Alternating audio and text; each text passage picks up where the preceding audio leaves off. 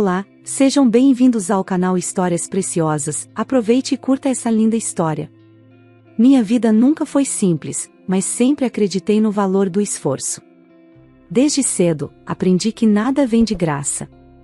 Foi assim que construí minha carreira como designer de interiores, um trabalho que amo, mas que exige mais de mim do que as pessoas imaginam. Transformar espaços em lares era mais do que apenas um emprego, era uma missão. Cada cor que escolhia, cada móvel que reposicionava, parecia uma peça de um quebra-cabeça maior. Eu ajudava as pessoas a construir seus sonhos. Mal sabia eu que, no meu próprio lar, o sonho estava começando a desmoronar. Quando Rafael e eu compramos a casa, senti que estávamos dando um passo importante. Ela não era apenas uma construção, era o início de tudo que eu imaginava para a nossa vida juntos. As janelas grandes deixavam o sol iluminar os cômodos pela manhã, e o jardim pequeno, mas cheio de potencial, me fazia sonhar com tardes ensolaradas vendo nosso filho brincar enquanto tomávamos café no terraço. Era o tipo de casa que merecia histórias felizes. Durante a mudança, lembro-me de como o sorriso de Rafael parecia genuíno. Ele fez questão de carregar as caixas mais pesadas, mesmo depois de eu insistir que não precisava. É a nossa casa, Andrea. Quero fazer parte de cada detalhe. Ele disse. Naquele momento, eu realmente acreditei que estávamos começando algo especial. Quando nosso filho nasceu, minha visão do mundo mudou completamente. Ser mãe era ao mesmo tempo desafiador e maravilhoso. As noites sem dormir, as fraldas trocadas às pressas, os choros que pareciam intermináveis, tudo isso era recompensado pelo sorriso banguela dele. Meu coração transbordava de amor toda vez que ele segurava meu dedo com aquelas mãozinhas minúsculas.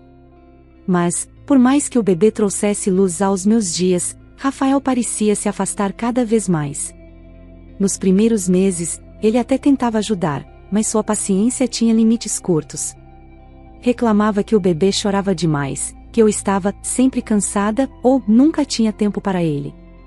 Como se as noites em claro fossem uma escolha minha. Eu engolia as críticas, tentando acreditar que ele também estava se adaptando, que as coisas melhorariam com o tempo. Com o passar das semanas, os atrasos no trabalho começaram. No início, eram esporádicos. Reuniões de última hora. Ele dizia. Eu acreditava, porque não tinha motivos para não acreditar. Mas as desculpas começaram a soar repetitivas. Ele chegava cada vez mais tarde, e quando finalmente entrava pela porta, parecia que estava cumprindo uma obrigação. Nenhum beijo na minha testa, nenhum carinho no bebê. Apenas um murmúrio de "oi" antes de desaparecer no quarto. Houve uma noite em particular que ficou gravada na minha mente. Já passava das 10 e eu estava terminando de colocar o bebê no berço. O silêncio da casa era interrompido apenas pelo som do relógio na parede. Então, ouvi a porta da frente se abrir. Rafael entrou apressado, como se quisesse evitar qualquer contato comigo. Antes que eu pudesse perguntar onde ele estava, ele passou direto por mim. "Tudo bem?" perguntei, hesitante. "Sim, só cansado." Respondeu, sem olhar nos meus olhos. Eu deveria ter insistido, mas estava tão exausta que apenas deixei passar. Enquanto ele dormia profundamente naquela noite, eu me sentei na beira da cama, olhando para ele. Meu coração apertava. Quem era aquele homem? Onde estava o Rafael que me fazia rir com piadas bobas, que segurava minha mão como se nunca quisesse me soltar? Eu queria acreditar que era apenas uma fase. Que o estresse do trabalho, a chegada do bebê e a rotina puxada estavam pesando sobre nós. Mas uma parte de mim sabia que havia algo mais. Uma parte de mim sentia que o abismo entre nós estava crescendo a cada dia, e eu não sabia como impedir. Foi quando decidi mudar meu foco. Se Rafael não queria construir aquele lar ao meu lado, eu o faria sozinha. Dediquei-me ainda mais ao bebê, à casa, ao trabalho. Todos os dias, eu acordava decidida a manter tudo funcionando, mesmo que sentisse como se estivesse carregando o peso do mundo sozinha. Enquanto decorava o quarto do bebê, gastando horas escolhendo os detalhes certos, percebi algo. Eu estava transformando aquele espaço para meu filho e para mim. Rafael não fazia parte disso. Ele era um espectador distante, alheio ao significado de cada pequena escolha que eu fazia. E foi ali, naquela noite silenciosa, enquanto pendurava um móvel acima do berço, que algo mudou dentro de mim. Eu ainda não sabia exatamente o que estava por vir, mas uma certeza crescia: eu protegeria meu filho e o lar que construí. Não importava o que fosse necessário, eu não deixaria nada, nem ninguém, destruir o que era nosso. Naquela noite, decidi que era hora de abrir os olhos. Algo estava errado. E, pela primeira vez, comecei a me preparar para o que poderia acontecer. Eu sabia que Rafael não era mais o homem que conheci, mas não estava pronta para aceitar que o lar dos sonhos que construímos juntos poderia se transformar em um pesadelo. A sensação de que algo estava fora do lugar crescia em mim como uma sombra, sutil no começo, mas cada vez mais evidente. Rafael estava cada dia mais distante, e não era apenas físico. Era emocional. Era como se ele tivesse construído um muro entre nós, e quanto mais eu tentava atravessá-lo, mais ele reforçava as barreiras. Eu comecei a notar pequenos detalhes. Seu celular, que antes ficava largado pela casa, agora estava sempre grudado em sua mão. As notificações de mensagens que ele ignorava ou apagava rapidamente. A maneira como ele saía para resolver coisas no meio do fim de semana, sem explicar o que eram essas coisas. No início, eu lutava contra meus próprios pensamentos. Talvez seja só o trabalho. Dizia a mim mesma, tentando afastar as suspeitas. Mas então vieram os cheiros. Perfumes doces, que não eram meus, impregnados em sua camisa quando ele voltava para casa. Perguntei uma vez, tentando soar casual, e ele apenas riu, dizendo que era coisa da recepcionista do escritório, que abraça todo mundo. Algo na maneira como ele evitava meus olhos quando respondia me fez sentir que ele não estava sendo honesto. Decidi não confrontá-lo de imediato. Confrontos com Rafael nunca terminavam bem. Ele tinha uma habilidade irritante de inverter as situações, fazendo com que eu me sentisse culpada por questionar qualquer coisa. Não, eu precisava de algo concreto antes de falar. Então comecei a observar. Não sou o tipo de pessoa que vasculha pertences alheios, mas, naquele momento, parecia necessário. Uma noite, enquanto ele dormia, peguei o celular dele. Minhas mãos tremiam enquanto desbloqueava a tela, usando a senha que ele nunca se preocupou em mudar. As mensagens estavam limpas, ele havia apagado tudo. Isso só confirmou minhas suspeitas. Se não houvesse nada a esconder, por que limpar tudo? A sensação de traição começou a queimar no meu peito, mas eu a engoli. Eu sabia que precisava manter a calma. Nos dias que se seguiram, prestei mais atenção em seus hábitos. Ele estava ausente até mesmo nas poucas noites em que ficava em casa. Sentava-se no sofá com o celular na mão, rindo de algo que nunca compartilhava comigo.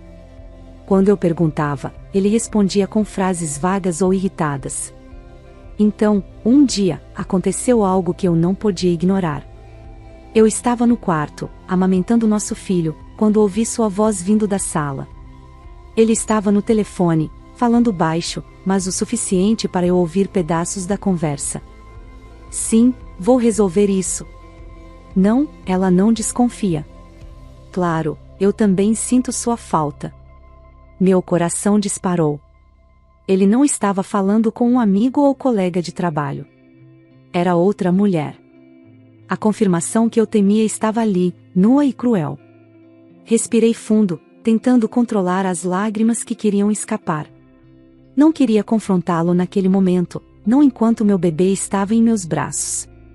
Então, fiz o que parecia mais sensato, continuei ouvindo, armazenando cada detalhe. Nos dias seguintes, Rafael parecia ainda mais irritado e distante. Qualquer tentativa minha de conversar era recebida com grosserias ou silêncios prolongados. Até que, uma noite, ele chegou em casa mais tarde do que o habitual, com o rosto fechado e o humor pior do que nunca. Eu estava na cozinha, preparando algo para comer, quando ele entrou, jogando a mochila no chão com força. Tem alguma coisa para jantar ou você só cuida desse bebê agora? Ele perguntou, com um tom que misturava irritação e desprezo. Eu cuidei do jantar e do bebê. Respondi, mantendo a calma. O que mais você acha que faço o dia inteiro, Rafael? Ele bufou, pegando uma garrafa de água na geladeira. Talvez começar a cuidar mais de mim, já que eu sou seu marido. As palavras me atingiram como uma bofetada. Por meses, eu carreguei o peso de manter a casa, cuidar do nosso filho e ainda tentar preservar um casamento que ele claramente estava sabotando. E agora ele tinha a audácia de me cobrar atenção. Você nem parece mais minha esposa. Ele continuou, a voz mais alta. Só uma mulher cansada e irritada. É insuportável estar aqui. Então talvez você devesse ir embora. Murmurei, as palavras escapando antes que eu pudesse impedi-las. Rafael parou, virando-se para mim com um olhar frio. Talvez seja isso mesmo. Eu vou. Mas você e seu pirralho vão sair dessa casa. Não quero ver vocês aqui quando eu voltar. Por um momento, fiquei imóvel, processando o que ele acabará de dizer. Ele realmente havia dito isso. Ele estava me expulsando da casa que eu tinha comprado com o meu esforço, tudo para morar com a amante. Então algo inesperado aconteceu. Eu ri. Uma risada curta, amarga, mas tão inesperada que até Rafael pareceu desconcertado. Bom, você pediu. Foi tudo o que eu disse antes de me virar e sair da cozinha. Enquanto eu subia as escadas para o quarto, sentia uma estranha calma se instalando. Não era o fim que eu imaginava para nosso casamento, mas, naquele momento, percebi que não era o fim do meu mundo. Era apenas o começo de algo novo. Naquela noite, enquanto Rafael dormia profundamente, jogado no sofá como se nada tivesse acontecido, eu já sabia o que precisava fazer. Ele não entendia o que havia acabado de iniciar, mas eu entendia. O casamento já estava morto havia algum tempo, mas as palavras que ele gritou foram o empurrão que eu precisava para cortar as últimas amarras. Eu esperei a manhã chegar com uma estranha serenidade. Rafael saiu para o trabalho cedo, como se o que acontecera na noite anterior fosse um mero detalhe. Nem se despediu, claro. Assim que ele cruzou a porta, comecei a arrumar as coisas. Peguei o essencial para mim e para o bebê, roupas, documentos, alguns brinquedos e o carinho de transporte. Liguei para minha amiga Clara, a única pessoa em quem eu sabia que podia confiar cegamente, e pedi abrigo temporário. Ela nem hesitou antes de dizer: você e o bebê vêm agora. Estou esperando. Antes de sair, dei uma última olhada na casa. Aquela casa que eu havia decorado com tanto amor, escolhendo cada detalhe como se fosse parte de um quebra-cabeça que formava o lar perfeito. Meu coração apertou, mas não por mim. Apertei os lábios, ergui a cabeça e saí. Na casa de Clara, tudo parecia mais leve. Ela me acolheu com um abraço forte, dizendo que eu era mais forte do que pensava. Por mais que eu estivesse magoada, senti que ela tinha razão. O próximo passo foi crucial. Liguei para um advogado. O mesmo advogado que havia me ajudado com a compra da casa. Contei tudo o que aconteceu, desde os atrasos suspeitos de Rafael até o grito que ecoava na minha mente: você e seu pirralho têm que sair. O advogado foi direto ao ponto: a casa está no seu nome, Andrea. Legalmente, você tem todo o direito sobre ela. Mas precisamos documentar tudo, especialmente o fato de ele ter te expulsado. Passei os dias seguintes organizando provas. Mensagens, fotos da casa e recibos que comprovavam que a maior parte do financiamento vinha do meu dinheiro.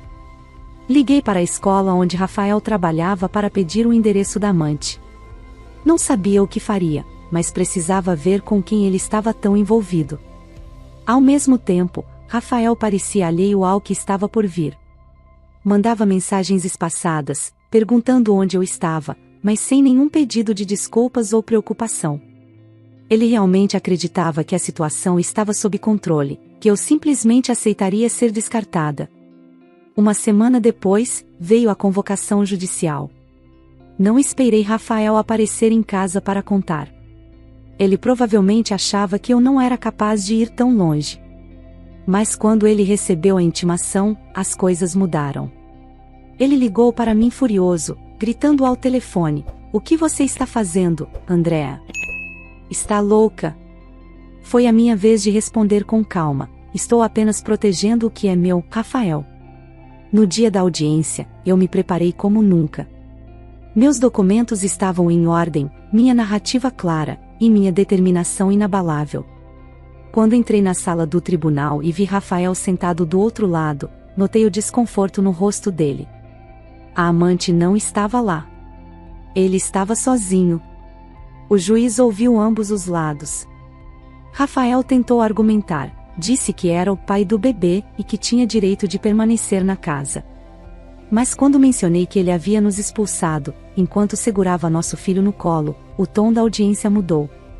Apresentei as provas de que eu era a principal responsável pela casa, que ele contribuía com uma parcela mínima do financiamento, e que, acima de tudo, ele havia me traído. Rafael tentou se defender, mas suas palavras pareciam fracas, vazias. O juiz, imparcial, analisou os fatos e tomou sua decisão: a casa pertencia a mim. E, mais importante, o bebê ficaria comigo, com Rafael sendo obrigado a pagar pensão. Quando ouvi a decisão, senti um alívio que não sabia que estava esperando. Era como se um peso tivesse sido retirado dos meus ombros. Rafael, por outro lado, parecia estar em choque. Ele mal conseguia olhar para mim quando saí da sala.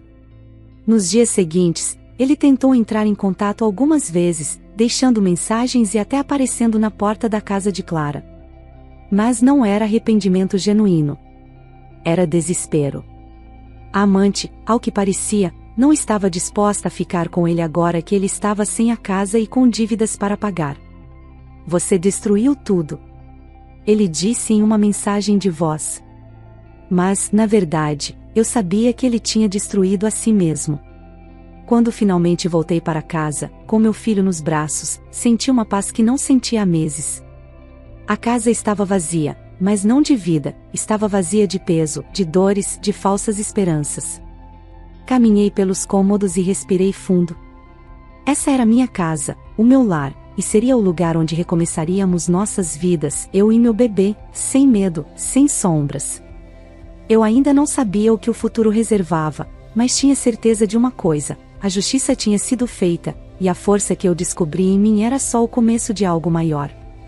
O retorno para minha casa foi um momento que eu nunca esquecerei.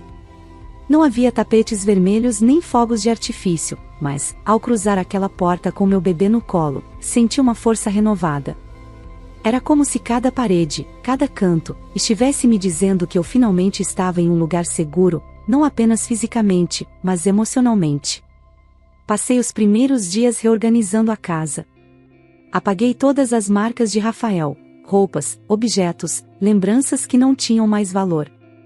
Não era apenas uma limpeza, era um ritual. Enquanto dobrava cada peça de roupa dele em uma caixa para doar, percebia que estava dobrando também pedaços de dor e mágoa que não precisavam mais estar na minha vida. O bebê parecia sentir a mudança no ambiente. Ele estava mais tranquilo, dormindo melhor. Talvez fosse apenas minha percepção, mas eu gostava de acreditar que ele sabia que estávamos em um lugar onde a energia tinha mudado. Cada sorriso dele era uma reafirmação de que eu estava no caminho certo. Sobre Rafael, as notícias vieram rápido. Não precisei procurar. Ele começou a tentar entrar em contato, mas não porque queria reconciliação. Era puro desespero. A amante, que ele acreditava ser sua nova vida, havia desaparecido assim que soube que ele perdera a casa e estava atolado em dívidas. Clara, minha amiga, me contou que o viu dias depois da audiência, sentado sozinho em um bar no centro da cidade. Ele parecia abatido, disse ela. O homem que uma vez se achava invencível agora estava no chão, enfrentando as consequências de suas escolhas. Rafael teve que voltar para a casa dos pais, algo que ele jurou que nunca faria.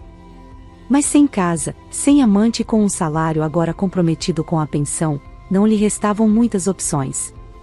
Soube, por conhecidos em comum, que ele começou a se afastar de tudo e de todos. Algumas pessoas sentem remorso, outras apenas enfrentam as consequências. Com Rafael, nunca tive certeza de qual era o caso. Minha amiga Clara foi minha âncora em todo esse processo. Quando voltei para casa, ela continuou ao meu lado, ajudando com o bebê e trazendo leveza para dias que ainda tinham desafios. Foi com ela que, certa tarde, decidi que minha vida não ficaria limitada a essas lembranças amargas. Comecei a investir mais na minha carreira. Com a decisão do tribunal, recuperei a segurança que precisava para expandir meu negócio como designer de interiores. Trabalhei em novos projetos, assumi contratos que antes hesitava aceitar, e logo comecei a ganhar destaque. Minha casa, ironicamente, foi minha melhor propaganda. Decorada com carinho e renovada em todos os sentidos, tornou-se um reflexo do meu recomeço. As pessoas ao meu redor perceberam a diferença. Eu não era mais aquela Andréa apagada, tentando desesperadamente salvar um casamento fracassado. Agora, eu era uma mulher determinada, uma mãe amorosa e, acima de tudo, uma pessoa livre. Quanto a Rafael, nunca mais falei com ele diretamente.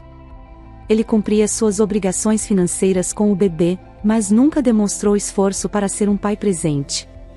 Talvez porque soubesse que, para isso, precisaria enfrentar seus próprios erros, e essa era uma batalha que ele não estava disposto a lutar. Algumas vezes, pensei em como as coisas poderiam ter sido diferentes. Não por arrependimento, mas por curiosidade.